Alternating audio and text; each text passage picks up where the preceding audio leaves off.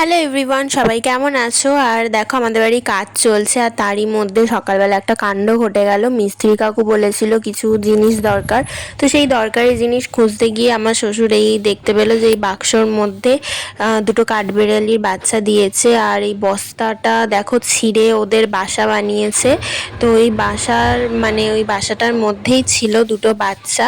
তো ওর মা দেখতে পেয়ে বাচ্চাটাকে কি সুন্দর মুখে করে নিয়ে যাবে দেখো।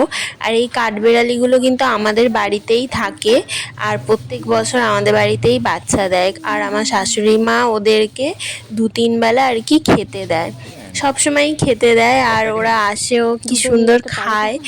আর দেখো চিনি আমাকে দেওয়ার চেষ্টা করছে আর একটা বাচ্চা, কিন্তু আমি প্রচণ্ড ভয় পাচ্ছি, নিইনি।